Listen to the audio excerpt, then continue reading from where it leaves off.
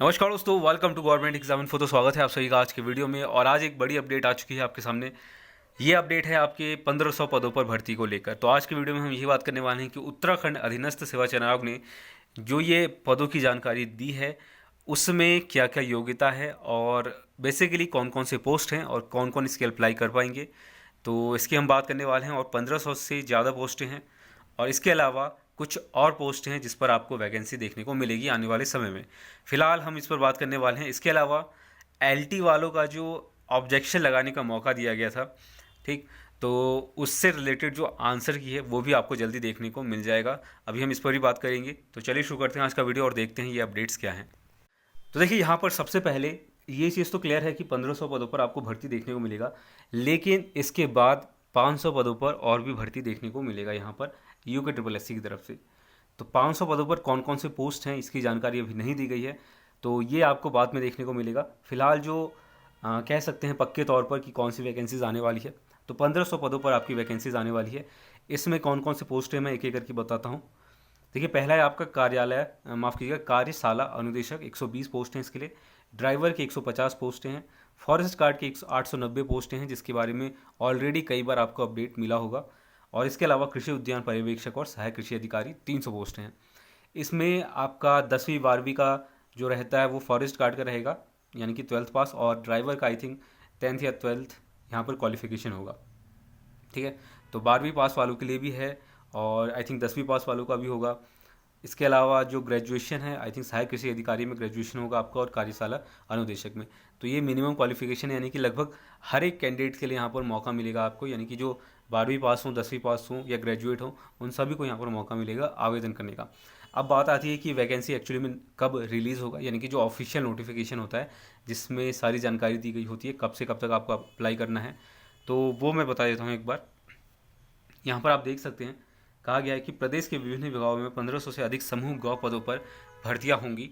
उत्तराखंड अधीनस्थ सेवा चयन आयोग ने इसकी पूरी तैयारी कर ली है।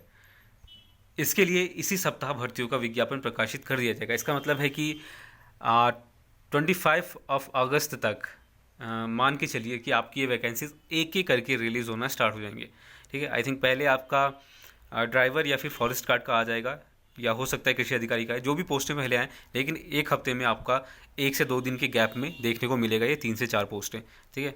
तो अब ये कब आता है, आई थिंक कल या परसों में एक पोस्ट आपका रिलीज़ हो जाएगा, उसके बाद आ जाएगा कुछ पोस्टें, ठीक।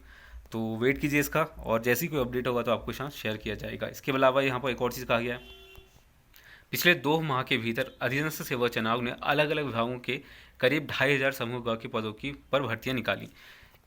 इनकी आवेदन प्रक्रिया चल रही है, जो आपको पता है। पटवारी और आपका जो जेल गार्ड हैं, इसके अलावा लैब असिस्टेंट, पर्यावरण पर्यवेक्षक, ये सारी पोस्टें रिलीज़ हो चुकी हैं, ठीक।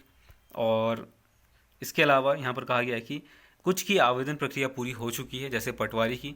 और इस बीच विभागों में धड़ाधड़ सिफारिश आ रहे हैं, यानी कि जो एक्विजिशन से अधियाचन है वो आ रहे हैं। आयोग ने इसमें कई भर्तियों का नोटिफिकेशन तैयार कर लिया है। जो नोटिफिकेशन होता है वो तैयार हो चुका है। और आयोग के सचिव संतोष बडोनी ने बताया कि सभी पदों के लिए सप्ताह भर में ऑनलाइन आवेदन प्रक्रिया शुरू की जाएगी। जैसा कि आप सभी को पता है कि ऑनलाइन ही आपका आवेदन होता है, तो ऑनलाइन आपका जो आवेदन है वो एक हफ्ते के भीतर स्टार्ट हो जाएगा, यानी कि 2 से 3 दिन में आपको वैकेंसीज भी देखने को मिल जाएगी।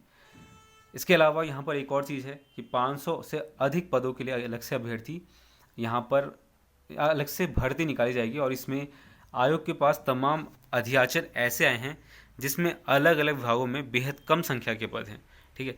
तो पदवार भर्तियां निकालना में मुश्किल है, यानी कि अलग अलग निकालना मुश्किल है। तो हो सकता है ये जो 500 पदे आपको दिख रहा है, इसको ग्रुप सी के अंडर में डालकर एक साथ जो भर्तियां निकाली जाती है वो निकाली जाएँ।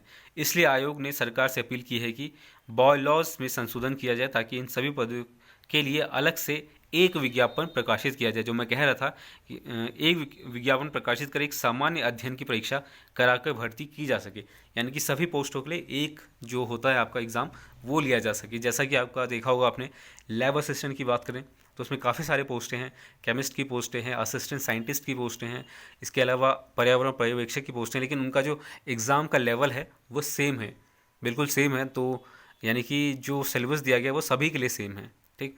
तो इसका मतलब ये है कि इन सभी पोस्टों के लिए आपको एक ही एग्ज़ाम देना पड़ेगा, चाहे आप कोई भी प्रेफरेंस रखते हो, चाहे आप केमिस्ट को सोच कर अप्लाई कर रहे हो, चाहे असिस्टेंट साइंटिस्ट का सोच कर अप्लाई कर रहे हो, ठीक है। तो एग्ज़ाम का लेवल सभी के लिए सेम रहने वाला है। उसी तरह से इन 500 पदों के लिए भी आपका निकाला जाएगा वैकेंसी।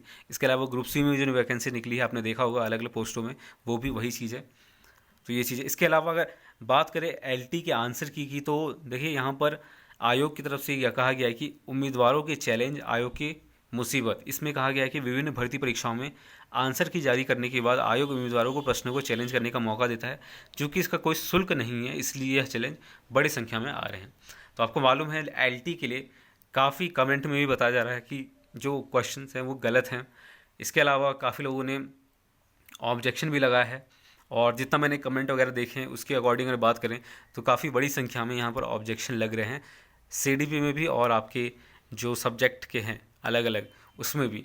तो जल्द ही आपको इसका एक अपडेटेड जो आंसर की है वो आपको देखने को मिलेगा कुछ दिनों में, ठीक। तो आंसर की चूँकि बहुत बड़ी संख्या में जो ऑब्जेक्शन है वो लगाए जा रहे हैं, तो क्रॉस वेरीफाई करने के लिए आयोग के पास थोड़ा टाइम है आपका वो लगेगा, यहाँ पर जो समय है। तो इस वजह से कुछ दिनों में आपको देखने को मिलेगा ऑफिशियल आंसर की। तो उसके बाद आप एग्जैक्टली जान पाएंगे कि एक्चुअल में आपके कितने मार्क्स आ रहे हैं। कमेंट करके काफ़ी कैंडिडेट बता रहे थे कि हमारे 3 से 4 मार्क्स बढ़ रहे हैं क्योंकि जो क्वेश्चन हैं वो गलत पूछे गए थे। तो काफ़ी अच्छी बात है अगर आपका आंसर बढ़ रहा है तो देखते हैं कब तक ये अपडेट आता है, और तब तक के लिए वेट कीजिए। और बस यही 2 अपडेट हैं इंपॉर्टेंट। तो देखते हैं इसका जो ऑफिशियल चीज़ें हैं वो कब रिलीज़ होती है। 1 से 2 दिन में आपको जानकारी मिल जाएगी। तो बस आज के लिए इतना ही, तब तक के लिए धन्यवाद। मिलते हैं आपसे अगली वीडियो में। धन्यवाद।